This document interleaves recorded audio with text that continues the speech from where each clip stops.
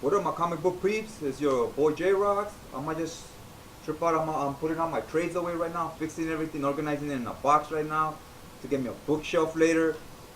But I thought, hey, you know what? While I put everything away, I'm gonna show each of my trades before I put them away. Here's this one. Here's this one. Like for example, here's Powers Volume One, the definitive edition. This has the definitive hardcover collection. I mean, that's what it's called. Powers Definitive Hardcover Collection. It covers Volume 1 and 2. Volume 1 being the first 6 issues, Who Killed Retro Girl. Volume 2 being Roleplay, the next issue 7 through 12.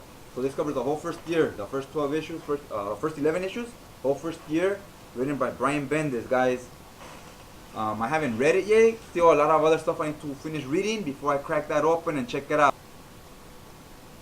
Alright guys, this is the Definite Collection, the Definitive Hardcover Collection, Volume 2. This covers Volume 3 and 4, being Flamboyant, and I forgot the name of the other one, but this covers issues 12 to 24.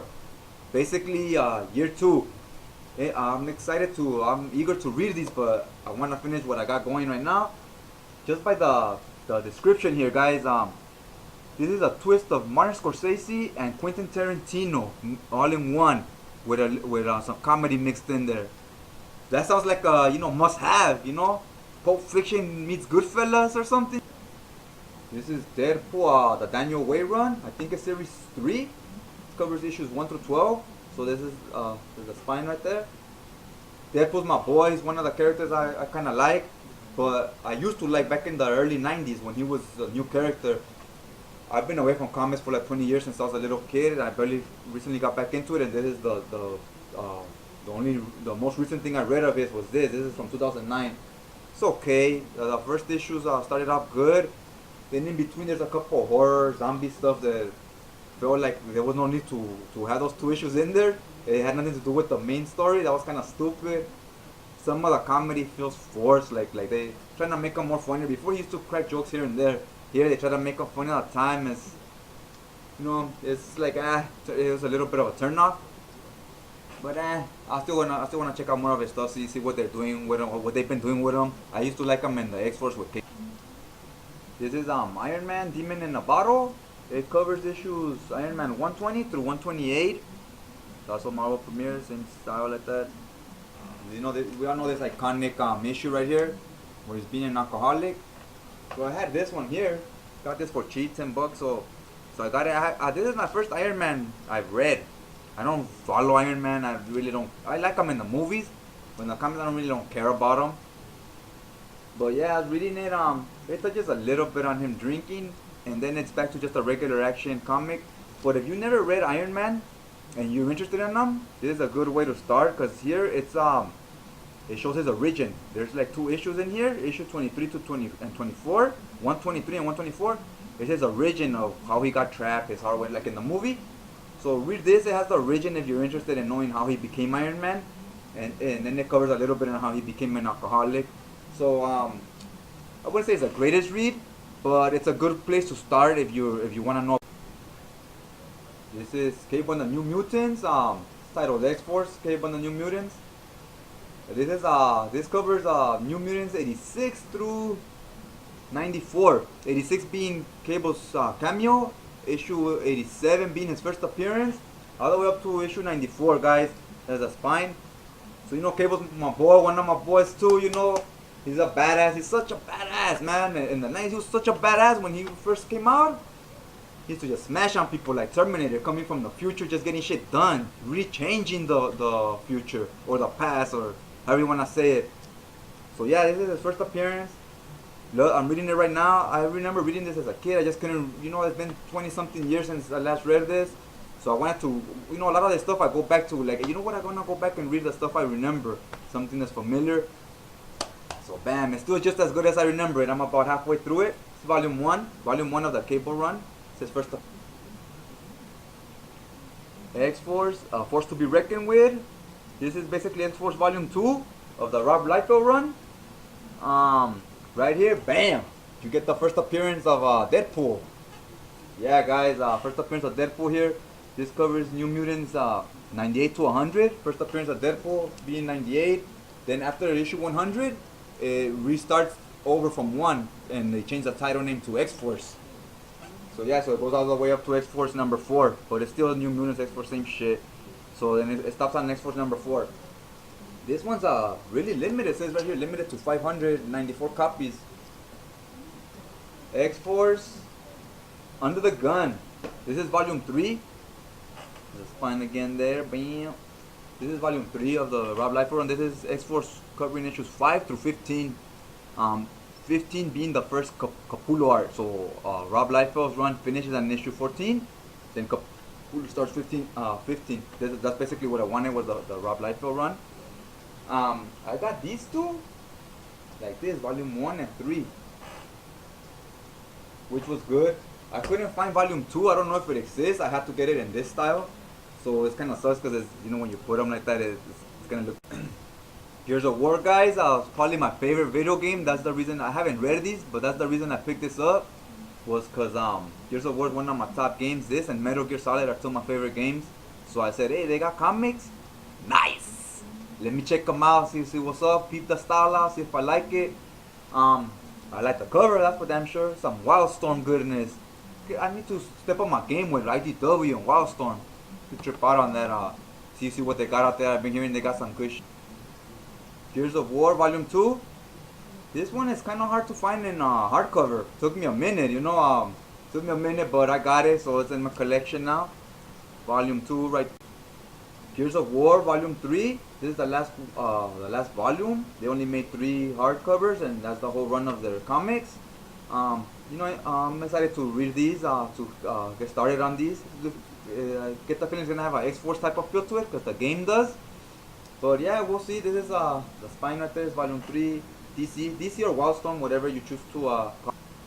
This is Spawn Volume 1 hardcover, covers issues 1 through 12. The first 6 issues just the origin story. You know, already read it. It's origin. You know, we all know how he dies. He was a mercenary and so forth. But after in the writing, the dialogue is not that. The story's cool. The dialogue's not the greatest. But once you get to issue 7 and 8 and 9, it starts getting, you know, you see McFarlane really improving as a writer. And also Alan Moore writes issue 8 and Neil Gaiman writes issue 9, which I never knew. And I read these as a kid too. I never knew they wrote those. I never even knew who they were. But issue 8 is really good, guys. And issue 9 is pretty good too. That's Angela's first appearance. So obviously Spawn issue 1, Spawn's first appearance. Here with these videos you're gonna see a lot of you know, you'll get an idea of what I like to follow, what characters I'm into, and you see a lot of first appearances, because if it's characters I like, I'm gonna get a book where they make their first appearance, so I could get an understanding of their roots. Where they Batman Archives Volume 1. This starts off with Batman's first appearance. Starts off with Detective right there, issue 27 to Detective issue 50. Batman's first appearance on 27. Robin's first appearance on Detective Comics 38. These are also, this one's an iconic cover right here too, his origin. You get to see his origin here. Yeah, Volume 1 is not that easy to find. 2, 3 are kind of more simple. This one's a little bit harder because it has the issue 27. Those are books I'm never going to own the original, the way, you know, very rare you're going to find someone that can afford them. But I do want to read them, so, you know, the reprint is the next best thing. And I'm glad to have it. These stories here, you get to see how Batman was before he met Robin, when he didn't have responsibilities, he didn't have to be a role model. He's going around packing heat, you know, blasting on people, killing guys, letting them know that that's what you deserve. I want to strike fear into the criminals. Until Robin shows up and you see why he always stops short from killing, and why now he has to be a role model and more responsible. And now he doesn't carry guns because, you know, he has a kid that could easily be influenced. It's good stuff, guys. It's good stuff, but you gotta remember these stories are from the 40s, so they move quick. Like in 3 pages, you get a whole story that now it would take 20 pages to do. Here they do it in 3 or 4 pages because now they're a lot more detailed. They move the story along slower. Here it moves quick. One panel, they're like, oh, this bad guy so and so. Next panel, they're already there where the bad guy's at. No detective. This is Batman, The Dark Knight Returns, written by Frank Miller, hardcover. That's fine. I don't have the dust jacket for this. I love this book, guys. It's great. I read it like 3 times already. This is just such a perfect story about Batman's ending, about Batman retiring, how his story would end, and it just ends so good. It's like It's like you're like there, that's it. And then right where it ends, he's an older Bruce Wayne, and this is where Batman Beyond will start, the new Batman. Great stuff, guys. I recommend it to anybody that's into Batman that hasn't read it. The only thing about this is the art. I'm not feeling the art or the way they draw the panels, but the story itself is really good. It's a lot of dialogue, a lot of reading on Metal Gear Solid Series 1 issue. This covers issues 1 through 6. There's only 2 series on this, and they both are only 12 issue runs. You know, it's to publish, to promote the video game when the game came out, part 2 came out. This one's a signed lithograph, limited to 1,000, so I'm glad to have that, hardcover. Metal Gear Solid, Sons of Liberty, covers issues 1 through 12, that's series 2. Hardcover, also by IDW. I need to step up my game, guys, from publishers, IDW, Dark Horse, DC. I need to get more of those because most of my stuff is Marvel, so I need to see what else is out there. But yeah, happy to have it. Artwork by Ashley Wood also. This is Marvel Masterworks Volume 2. This covers, this is the beginning of Marvel, guys, when they changed their name. I think it was from Legend Comics to Marvel Comics. This was the first title they created, their first new creation. Stan Lee, Jack Kirby, issues 1 through 10. You know, you see a lot of, I have a lot of books here where I have first appearances of characters. I'm not a big Fantastic Four guy, but I wanted to get this because of, you know, this is where it all started. These are pretty good stories. They're alright. They're not too bad. And especially, you know, in the 60s and 70s, sci-fi was big, guys. Sci-fi was all over the place on movies everywhere. You know, so people were really feeling this book. And it became a good, big title. And because of the success of this, they were allowed to make Spider-Man and X-Men and others. Marvel Masterworks Volume 3 hardcover right here. This covers the X-Men issues 1 through 10. Also Stan Lee, Jack Kirby. You know, with the success of Fantastic Four, they said let's make another team book. Made X-Men. Was not very popular. It was gonna get canceled, guys. And this is one of my favorite titles. It's X-Men and Batman. The old X-Men from the 90s and 80s. Not the, I don't really follow the new ones. But yeah, it was gonna get canceled. It was no good. They were gonna cancel it. Stan Lee, Jack Kirby, they washed their hands of it. They didn't even wanna say we had anything to do with those characters. Chris Claremont got his hands on it. Made it a really popular book. Spider-Man's always been their most popular. At one point it was Fantastic Four, then Spider-Man, and it's mostly always been Spider-Man. And once Chris Claremont got on there and once Jim Lee started doing the art, X-Men was their top seller for a lot of years. And now Stan Lee, oh yeah, I created it, it's mine, and you know what do. When I first was like, oh, I don't know who those guys are, X-Men, you know. But yeah, they tell me that these early stories are not that great. I haven't heard them, so I can't tell you if I'm feeling them or they suck. But I will read them later, since it's you know, glad to have the first appearance of them. I'm a big Magneto fan too, one of my favorite. Got this one, X-Men Supernovas. There's the spine. Hardcover. This covers issues 188 through 200. It's an interesting read so far. I'm almost halfway through it. You know, still need a ways to go. But yeah, you're gonna see a theme here. X-Men is one of my favorite reads, so I'm gonna have a lot of X-Men here. I hate what they're doing with them now in the because of the movies. Fox owns the movies, so now in the comics they're like an afterthought. Like it's like Marvel doesn't care about them. Like they don't want them to be popular. I guess it's like they want them to fail because that's why they kill off Wolverine. That we don't want this title to be as good, because where are we gonna? It's like we're promoting for someone else, because someone else owns the movie rights, so we're promoting making them popular for someone else can make the movie and make big bucks. So they're kind of doing it like to hate on Fox, I guess. You know, they already canceled Fantastic Four as well. But yeah, so that sucks for me. That's why I don't really follow the new books. I feel like they just don't give a shit about the newer X-Men titles. Alright guys, this is my X-Men run here. They're all Wolverine Kitty Pryde related. Those are some of my favorite stories. This X-Men Days of Future Past covers issues 138 to 143. Any Marvel fan, check this out. Good read, especially if you're an X-Men fan. But if you're just a Marvel fan in general, you'll like this. Good read, good stuff. If you've seen the movie, you like the movie, you could enjoy this and not worry about, oh, I know what's gonna happen, it's a spoiler because it's in the movie, because it's different. It's not the same as in the movie. Check.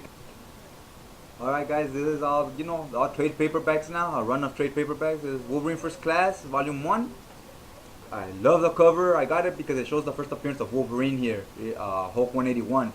Another first appearance, guys. Love getting those. This is my way of getting the first appearances. that I can't that I can or don't want to spend $200-300 on. You know, get it here and I could read it. It's just as good.